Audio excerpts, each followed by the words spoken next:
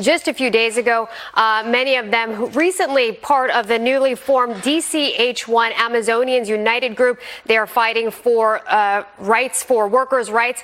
They did file a complaint with the Illinois Department of Labor. They said in a Facebook post, quote, Amazon is a $1 trillion company. There's absolutely no excuse for wage theft and such ridiculous payroll issues. They are cheating an estimated 150 to 200 workers at DCH1 of $50 to $150 each. Amazon did not respond, but this was not the only issue that Amazon saw during Prime Week. A number of employees at a facility in Minnesota walked off the job. They're protesting the working conditions. They're saying that they were poor working conditions. Amazon denied those claims. All right. Hey, Carrasco, the three of us aren't really gamers, but maybe we should be.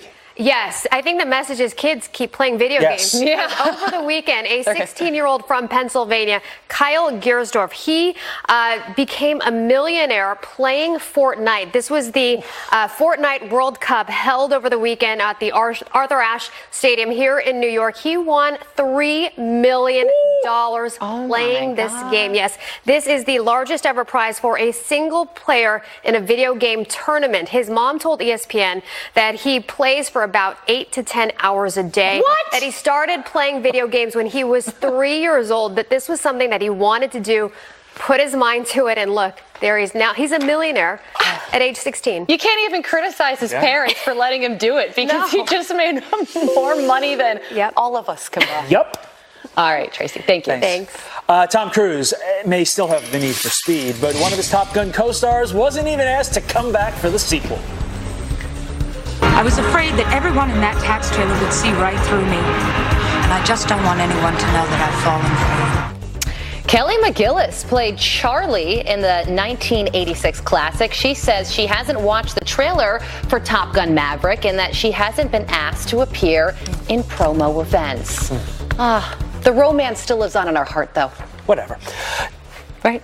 55 minutes after the hour, paying less to pay it forward. The mom turning a going out of business sale into a remarkable act of kindness. It's an age-old debate. How exactly do you deal with the nightmare neighbors? How about... More than half say they can't help themselves. Robin, Carly, over to you.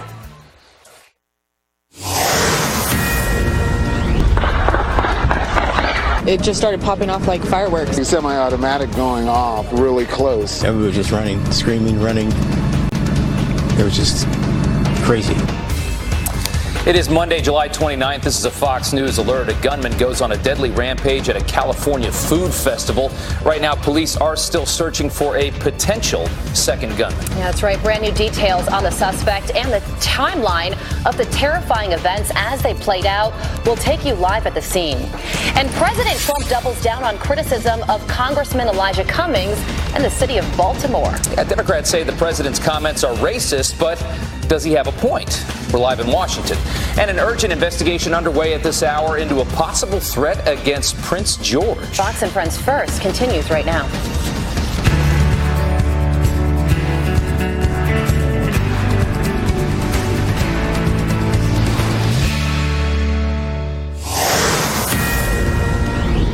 Good morning. You're watching Fox and Friends First on this Monday morning. I'm Carly Shimkus in for Jillian Mealy. I'm Rob Schmidt. Thanks for getting up early with us today. And straight to a Fox News alert and horror as a garlic festival ends in mass murder.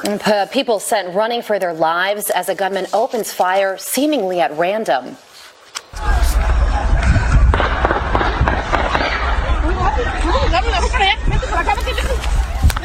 All right, as it stands right now, 3 innocent people have been killed, at least 15 others hurt.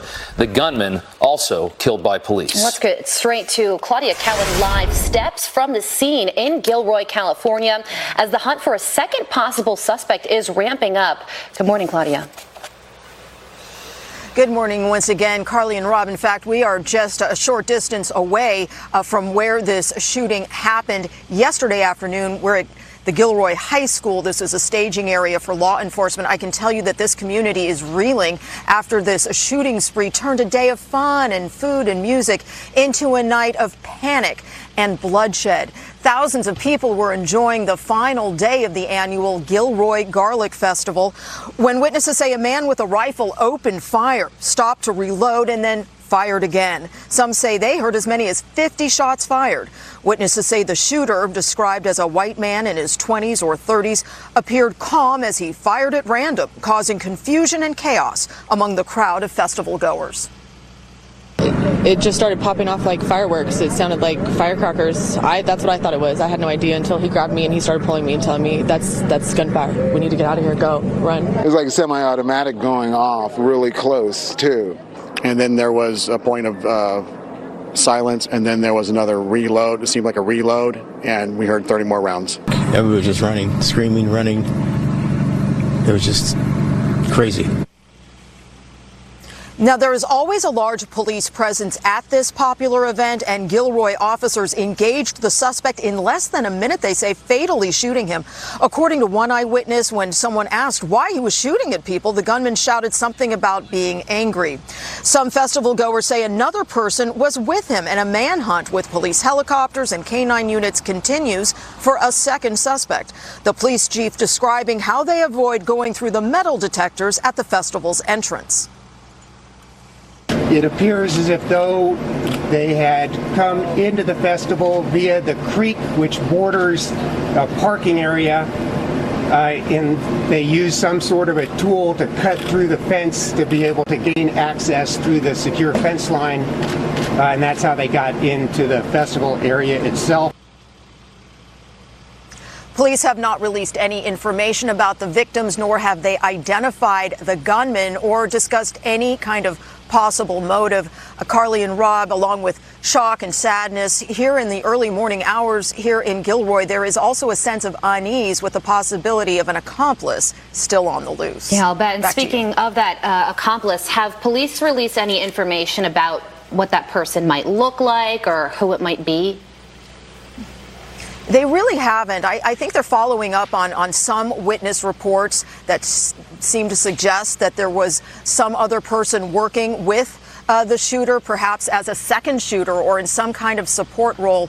We got the sense at the press conference that not all eyewitnesses saw the gunman working with someone else. So we're being told it's a possible second suspect, but as you heard the police just refer to they breaking through the fence. So there is a massive manhunt underway. I can tell you helicopters have been flying all night. Roads are still closed. And this is still being called a very fluid and active investigation. All right, Claudia, thank you so much. We do appreciate it. The Canadian military joins the manhunt for teen fugitives wanted for killing an American woman and her boyfriend. The teens are also suspected of killing a college lecturer earlier this month. Right now, search crews are focused on a small town in rural Canada where a volunteer group spotted the pair rummaging for food at a landfill. Police warning residents to stay inside with doors locked. The suspects are considered armed and dangerous. An investigation is underway after an American teenager accused of killing an Italian police officer is blindfolded, which apparently is illegal under Italian law. A police commander claiming it was done to keep Gabriel Christian Natal Pajor from seeing documents related to his investigation. You can see it there. The 18-year-old and classmate Finnegan Lee Elder were on vacation in Rome when police say that they stabbed Mario Cerciela Rega to death following a drug deal gone wrong. Rega was just put to rest at the same church where he was married just over a month ago. President Trump ramping up his feud with Congressman Elijah Cummings, accusing Democrats of continuously playing the race card. Griff Jenkins joins us live in Washington with reaction from the White House as the left slams the president for calling attention to the conditions in Baltimore. Good morning, Griff. Good morning, Carly and Rob. Yeah, the president did not put down his Twitter machine, continuing that tirade against the chairman of the House Oversight and Reform Committee yesterday. Amidst growing accusations of racism, the president labeling the Baltimore lawyer as the bigot, writing this: if racist Elijah Cummings would focus more of his energy on helping the good people of his district and Baltimore itself, perhaps progress could be made in fixing the mess that he has helped to create over many years of incompetent leadership. His radical oversight is a joke. And his chief of staff, Mick Mulvaney, took to the Sunday shows defending his boss. I was in Congress for 6 years. If I had poverty in my district like they have in Baltimore, if I had crime in my district like they have in Chicago, if I had homelessness in my district like they have in San Francisco, and I spent all of my time in Washington, D.C. chasing down this Mueller investigation, this bizarre impeachment crusade, I'd get fired. And I think the president is right to raise that. It has absolutely zero to do with race. But Democrats are increasingly coming to Cummings' defense, including 2020 hopeful and former Maryland Congressman John Delaney. This was just a terrible attack on him and his district. I mean, if the president actually wanted to do something to help people, he'd work with Elijah Cummings. For example, Elijah Cummings is one of the members of Congress who has been most active on this notion of doing things to lower drug prices.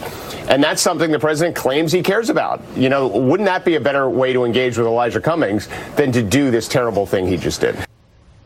And when this feud started, Cummings reached out to the president over Twitter on drug prices, but nothing since. He's gone quiet. Congress is in recess, so we'll have to see where this all goes later today. Rob, Carly? We sure will. Griff, thank you so much. A deadly weekend of bloody violence claims at least 9 lives in Chicago. Another 27 people left injured in several shootings since Friday. Among the dead, a 3-year-old boy killed by a gunshot wound to the face. Police are now working to investigate whether or not the shooting was an accident. At least 281 people have been shot and killed in Chicago so far this year. A former Mexican police officer living in the United States illegally accused of trafficking enough fentanyl to kill more than 10 million people.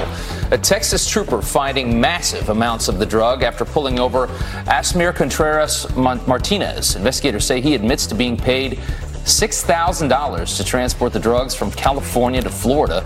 He now faces 30 years to life behind bars, along with possible deportation. All right, get some weather now, and at least 4 tornadoes touching down overnight in the Midwest. Take a look. You can see there in the distance a funnel cloud forming in McLeod County, Minnesota. Yeah, that's right. The powerful storms knocking down trees and power lines. Twisters also reported in Minnesota and Wisconsin. Janice Dean live in the studio with what we can expect today. Some tornadoes far up north. Yeah, absolutely. Across the northern plains and the upper Midwest, not only Wisconsin and Minnesota, but South Dakota and Nebraska. Reports of tornadoes as well, mostly because of this cold front. So we have a pretty active cold front for this time of year moving across the plain states as well as the upper Midwest and the Great Lakes. You can see it on the radar there. We could see some strong to severe thunderstorms as this cold front moves through, and the potential for heavy rainfall for parts of the mid-Atlantic, the Appalachians in towards the northeast as we go through the next couple of days. But for now, here's your forecast looking pretty good across the central U.S. We've got that cold front that's going to move across the Mississippi and the Ohio River Valley, eventually in towards the eastern seaboard over the next couple of days. 92 here in New York. It's going to be very hot over the southwest again today into California. There are your forecast highs today, well over 100 degrees, 120 in Death Valley, 109 in Phoenix. That continues into Tuesday and Wednesday. So starting to see that heat build again across the southwest. And we are watching the tropics.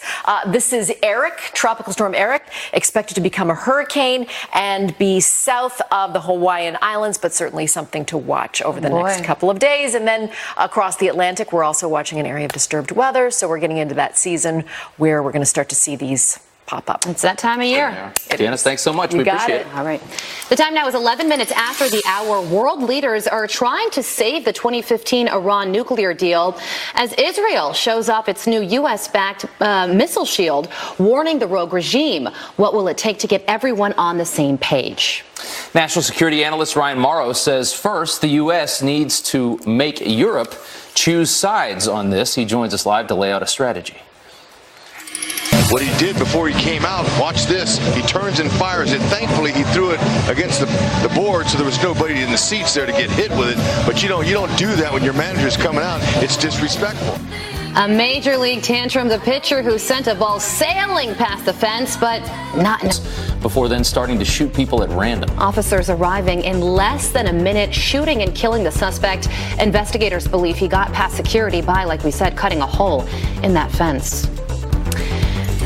As global leaders meet in Austria to deliberate how to salvage the 2015 nuclear deal, Iran says they're ready to restart nuclear activities. Also, Iran is calling out the United States as the ones in violation of the Obama-era nuclear deal. I think the atmosphere was constructive and the discussions were good. I cannot say that we resolved everything, but I can say that there are lots of commitments to the JCPOA and its survival. All right, so what's it going to take to get Europe and other nations on the same page as the U.S. against Iran? Yeah, here to weigh in on that very important question is national security analyst Ryan Morrow. Ryan, thanks for being with us this morning. Thanks for having me. So are you surprised by European leaders saying that they want to keep this deal intact, considering Iran has already broken it by increasing uranium enrichment? I'm not surprised at all because they want to cash in. I mean, the politicians, just like here, are connected to businesses, and those businesses are looking at the Iranian marketplace and saying, look, especially if Trump were to not be reelected, that's a big business opportunity for us. And so it raises the question in the minds of the Europeans, well, is the Iranian regime going to outlive Trump? Because if that is the case, then it makes sense that you want to get closer to the Iranians so that you're there ready to cash in the moment you have the opportunity. Up until that point, when the United States forces Europe and other countries to choose between the American marketplace or the Iranians, we win every time, no matter how much they protest. Yeah, I mean, the status quo, and you see the same thing with North Korea, is, they do these deals where, and it's almost sad in a way, where it's like, we're going to pay you if you promise not to wreak havoc on the rest of the world. I mean, how ridiculous is it to negotiate from such a point of weakness against these regimes?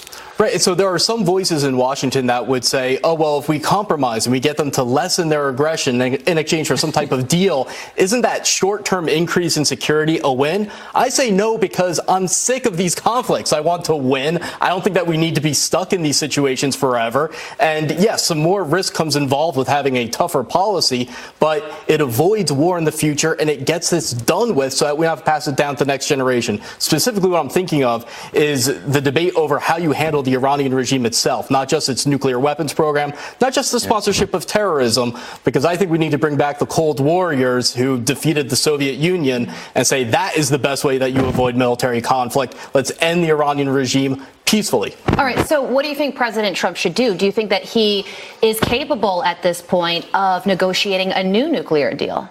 Absolutely. Because but they have to come to the table, too, and they say they don't want to.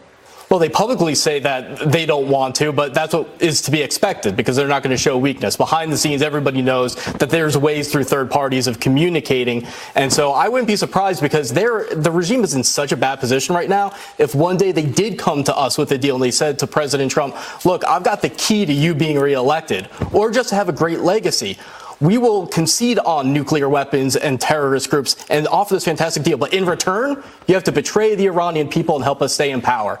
And if that happens, it's going to be a very difficult situation for the Trump administration to handle. Yeah, let's get to a second topic here. We want to talk about Israel for a second. They have this new missile shield defense system. It's U.S.-backed that they have. There's been a lot of anti-Israel sentiment coming out of Congress lately. Talk about this relationship between the U.S. and Israel, especially when we're talking about Iran, how important they are. Right. This is purely a defensive system. So this should not offend you or be viewed as threatening unless you plan on attacking Israel, because this is a 10-year-long project. Iran takes this as a threat?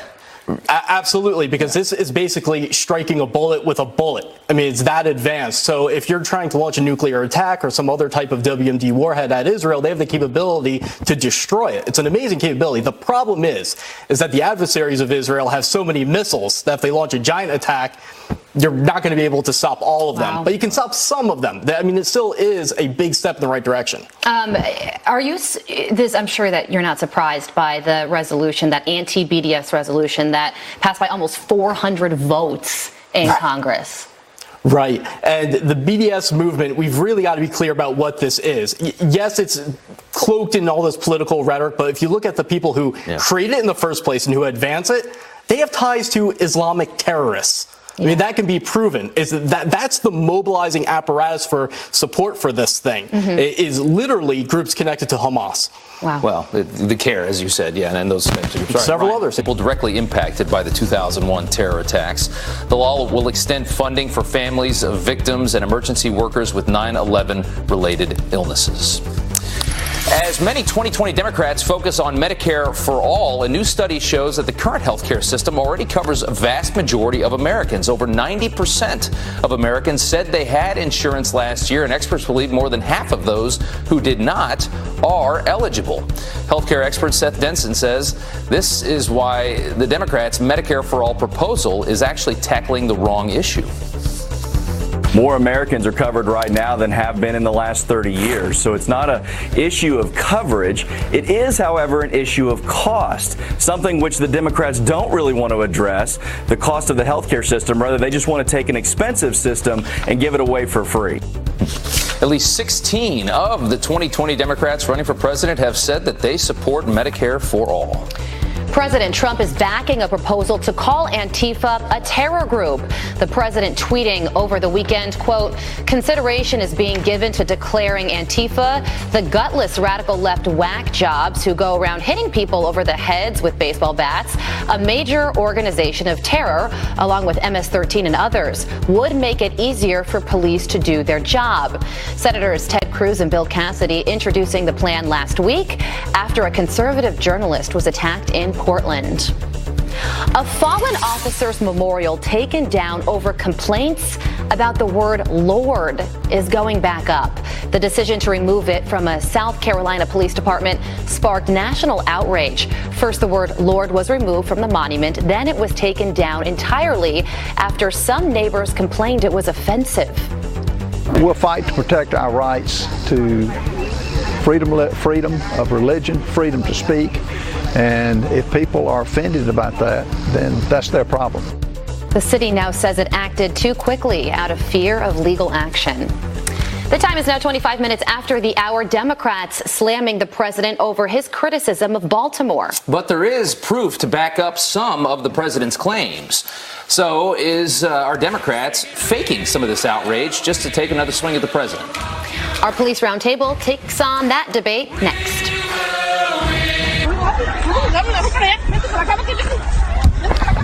3 innocent people are now dead. At least 15 others are hurt. The gunman killed by police. Let's get straight to Claudia Cowan live at the scene in Gilroy, California, as the hunt for a second possible suspect is ramping up. Claudia, what can you tell us? Well, Carly, almost 9 hours later, the manhunt continues for a suspect who may have helped the shooter in yesterday's shooting spree that, as you mentioned, left 3 innocent people dead and 15 others injured. Now, this shooting rampage sparked panic at this huge food festival that was packed with families and kids. Witnesses say they heard short bursts of gunfire and then silence while the shooter reloaded and then opened fire again, causing panic and confusion as people ducked under music stages and hid behind food tents. The annual Gilroy Garlic Festival was in its 3rd and final day when authorities say one and possibly a second suspect came through a creek, cut through a secured fence to enter the venue, and began firing. Security is heavy at this event always, and Gilroy police were there and they responded quickly. We had many officers in the park at the time that this occurred, as we do any day during the festival, which accounts for the very quick response time. Police are not saying much about the second suspect. They have not even given a description, but they are using helicopters and canine units to try to find this person. And the police chief is asking that if anyone took pictures or video to give them a call, because he says it could be critical evidence in this ongoing and fluid investigation.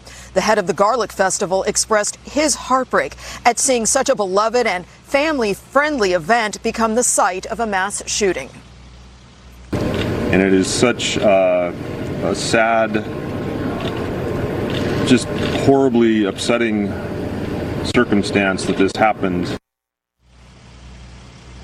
Now, the survivors of yesterday's shooting are being treated at local hospitals for injuries ranging from cuts and bruises to much more serious gunshot wounds that required immediate surgery. Police have not identified the gunman, nor have they discussed any possible motive. Back to you. Yeah, we'll wait for that to come, hopefully this week. Claudia, thank you so much. We appreciate it. Democrats continue to slam the president over his criticism of the city of Baltimore. But there are statistics that do back what the president is saying on this city and spotlight some real safety issues. So is this outrage that we're seeing, and there is a lot of it, is it manufactured? Joining me now to discuss that is Blue Lives Matter NYC founder Joseph Imperatrice, former Westchester County Police Sergeant Steve Cardian, and former NYPD Lieutenant Dr. Darren Porcher. Gentlemen, thanks for coming on this morning. Dr. Porcher, we're going to start with you. Do you think that the comments that the president made were racist? No, I don't think it's racist, but it's interesting to say. Look back to what Bernie Sanders said not too long ago. Bernie Sanders made similar statements in connection with the state of Baltimore's affairs. Right. And then this is something that goes back to not just incident, but you have to go back to when Donald Trump had commissioned an event in the White House for Black History Month. He invited Elijah Cummings. Elijah Cummings didn't come. In addition to that, he's always stated that he doesn't recognize Donald Trump as the legitimate president. So it's not just this one incident. It's just a composite of several incidents that come into play here. Yeah, these two certainly don't like each other. Let's take a look at some numbers here from Baltimore, though, and this is the increase in homicides. From just 2018 to 2019, you see an 18% jump. If we pull it up here on the screen, from 156 up to 184, they definitely have a gun violence problem. And then if you look at non-fatal shootings, the same period, up 31%, 316 to 414. The president, Joseph, calls this, a place nobody would want to live, rat infested. But there certainly is a problem with Baltimore. There's absolutely a problem. President Trump, day one, said he was going to drain the swamp, and he calls out the people that need it most, which in today's day and age seem like the Democrats. And you see it in Chicago with the amount of shootings there are and people dead, and you see it in New York City. You see it in all over San Francisco with the tents popping up, and you walk down the street in New York City, you walk down Canal Street, and you see all these illegal vendors, and the quality of life goes down big time, and you need your officers out there. And as a president, the main concern is the safety of the overall people in your country. Steve, a lot of these big cities that we talk about, and we talk about them all the time, New York, Chicago, there's problems in a lot of these places. Most of them are liberally run. What is going wrong in these cities? What is being run the wrong way? These are mostly democratic societies that are having this problem. You look at Baltimore is the third ranking out of 100,000 people for crime. 98.6 out of 10,000 violent crimes per 10,000 people. They've a 23% poverty rate. And just last year, the mayor was caught on Fox 45, I believe it was, saying, I smell rats. These are dead animals I smell. Let's just rip this place down. I saw that. I did see that same thing. Let's listen to a resident here of the city of Baltimore. He has never done anything for not even one person that I know of. I never heard anybody say anything about him. And people want to talk about Donald Trump this, Donald Trump that. Why is this man over there taking care of people at the border? We hungry. We need a place to stay. And it's just sad. He worried more about them than his own people. It breaks my heart to see this. So she's talking about Elijah Cummings there, talking about a complaint you hear a lot about Washington is that, your politicians go to D.C. and they don't do anything for you. What do you think, Darren? He's been a long-standing congressman in that district for a long time. Right. And it's interesting. He highlighted the detention facilities on the border and felt that they were a state of atrocity. But you need to clean your own house before you step into someone else's living room and criticize their affairs. And he just hasn't gotten it done. And you have to take in consideration it's localized politicians oftentimes that manage the state of affairs in their cities, such as Baltimore. And Elijah Cummings clearly has not met that mark as a result of it. Joseph, we talk about how most of these cities are run by liberal mayors, liberal politicians in general. You go back to the way this city, New York, looked in the 1980s, and then came around the idea of broken windows policing, which is going after these smaller crimes, taking care of things in a way to, clean up a city like New York. Rudy Giuliani implemented this, and it worked very well. could they take a lesson from that in all these other blue cities? I think we need to take a lesson from it. Me and Steve were talking about this before, and it's like a roller coaster. You go up and down depending with the mayors, and I think we're at a really low time right now. Back in the day, it was crack cocaine. Now it's fentanyl. We're taking away all these investigative units and units that go out there and enforce the law, and we're worried about community policing, but we see what's going on across the nation. We need to go out there. Officers need to make arrests, but the main thing is they need support. Yeah. And Donald Trump has kept our head above water. And Steve, we have a lot of mayors of big cities in this country that they spit out a lot of anti-police rhetoric right now. Well, right now they're tying the police officers' hands, and officers, I've said it for years, if you tie their hands as much as they're doing right now, they're going to shut down. They're only going to respond because even in Buttigieg's capital, his police officers say, we're like firemen. We wait for the call, we'll go, but we're not doing anything else. All right. Gentlemen, thank you so much for your time. We do appreciate it. And, yeah, we'll see how this develops. Thanks again. Thank you, Paul. Carly, over to you. All right, the time now is 37 minutes after the hour. A father free on bail after leaving his 1-year-old twins to die in the back seat of a hot car. Their mother in bail. He is charged in the deaths of his 1-year-old twins after they died in his hot car on Friday. The father met with hugs and cheers upon his release after being taken into custody at the scene. Rodriguez pleading not guilty to manslaughter and criminally negligent homicide. He's also facing child endangerment charges. His wife right there by his side in the midst of what she calls her absolute worst nightmare. We're talking about Marissa Rodriguez releasing a statement saying, quote, though I am hurting more than I ever imagined possible, I still love my husband. He is a good person and great father, and I know he would have never done anything to hurt our children intentionally. The dad leaving the boy and girl named Luna and Phoenix inside his car while he went to work as a social worker. He thought he dropped them off at daycare and only realized his fatal mistake after a full 8-hour-long shift at a VA medical center. The children's body temperatures, 108 degrees at the time of their deaths. That's according to the medical examiner.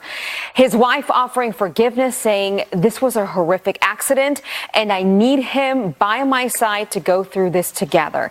The